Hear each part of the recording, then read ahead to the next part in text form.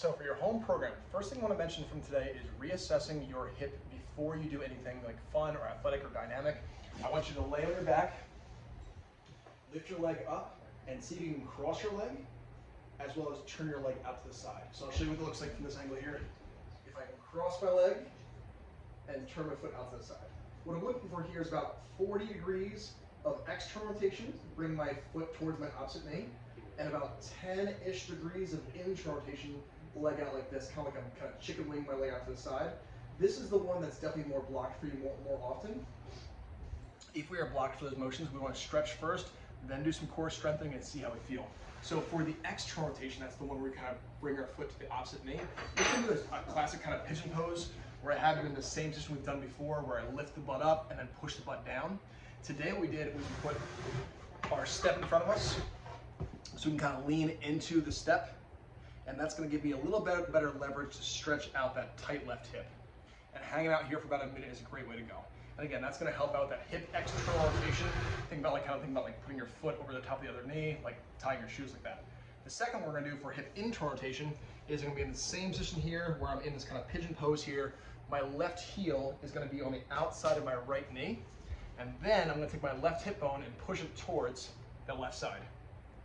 All right, so I'll show you from the side angle here. I'm pushing my left hip towards the camera right now until I feel that stretch. Breathe with it for a little bit. And we're going to do that for about a minute or so. If you want to do these exercises for longer, for an increased stretch, that's totally fine. Just make sure you're not moving into pain. All right, now we're going to move on to some core strengthening. That's going to help increase the mobility of that hip as well. The first one is we're going to take the exercise ball, squeeze the ball, and then lift the ball up. Try to lift your hips up off the ground, and then down slow. So we're squeezing the ball just enough that we can maintain pressure and that we don't lose the ball as we go up and down. All right, so 2 rounds of 8 to 10 like that. And then our second exercise for core strengthening is going to be a side plank, a little different than what we've been doing. Bottom leg is bent, top leg is straight.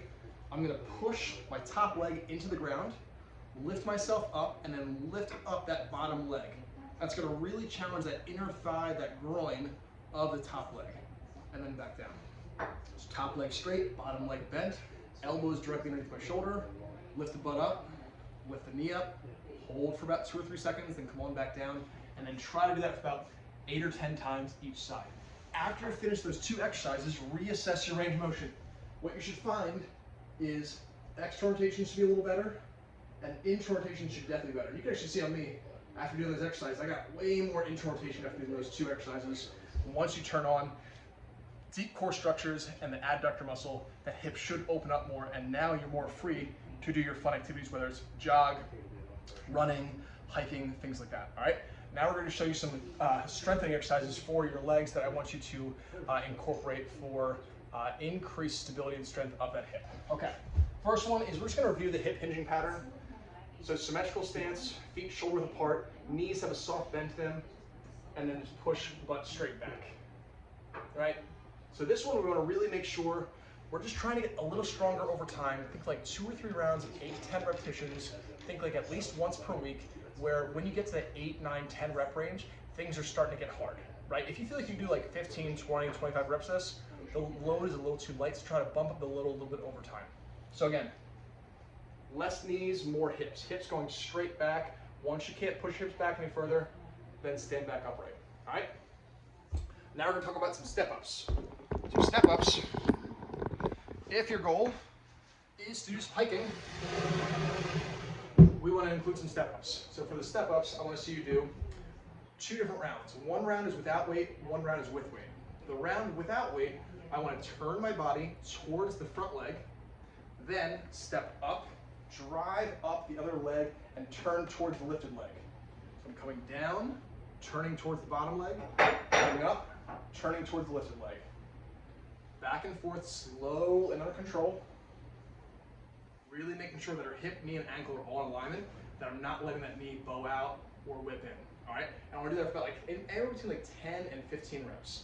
The second round, I'm going to hold on to some weight, with the weight is going to be on the same side as the top leg. So right now, left arm holding on to weight, left leg on the box, and I'm going to go straight up for this one. So no turning here, just straight up and down for about 10 or 15 reps. So I'm looking for slightly higher reps than normal, moderate load, trying not to hold on, so there's an element of strength and stability here. 10 or 15 reps on each leg. If you want to do 2 rounds of the weights, you totally can. I'd love to see that exercise done at least once per week, especially if you're planning on doing any kind of hiking in the near term. Give it a try and I'll see you next week.